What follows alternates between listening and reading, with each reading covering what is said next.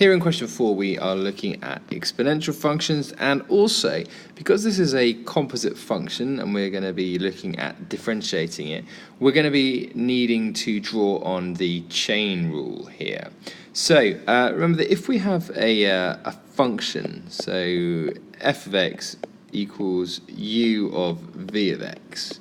So if we have a function which is a composite function, we can use the chain rule to find the derivative such that it would be u dash v of x multiplied by the derivative of v of x.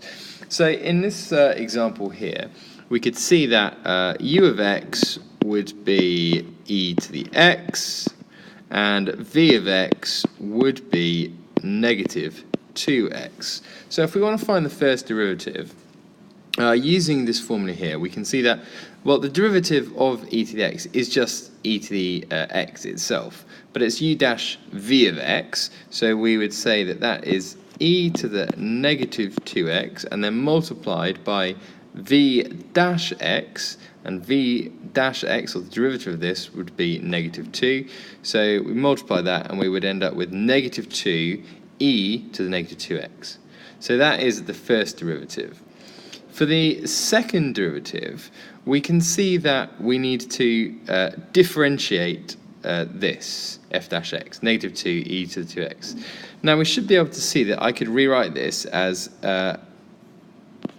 negative 2 multiplied by e to the negative 2x. Now we already know from the first part, we already know that the derivative of e to the negative 2x, or the first derivative, is negative 2 e to the negative 2x. So if we bring this down as well, we've got negative 2 times negative 2 e to the negative 2x, which is just therefore going to give us 4 e to the negative 2x. So that is the second derivative. For the third derivative then, again, we can first of all rewrite this as 4 times e to the negative 2x. And again, from the first question, we already found the derivative of e to the negative 2x.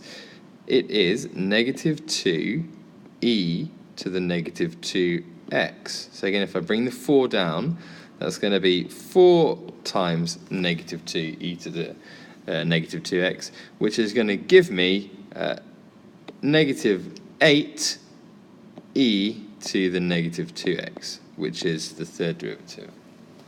So if you have a look at the first derivative, the second derivative, and the third derivative, you might notice a pattern. And we're going to have to draw on that pattern in part B, because we're asked for an expression for f to the n of x.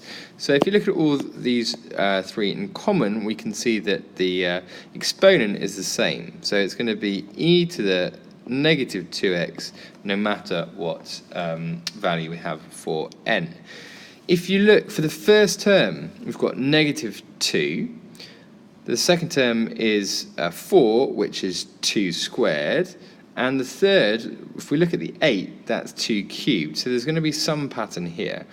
And actually, we can see that if we have negative 2 to the n, that will actually fit. Negative 2 to the power 1 is going to give us negative 2. Negative 2 to the power 2 is going to give us positive 4. And negative 2 to the power 3 is going to give us negative 8. So that's how we can accommodate this flipping of the sign between all of them. So that is the final answer here.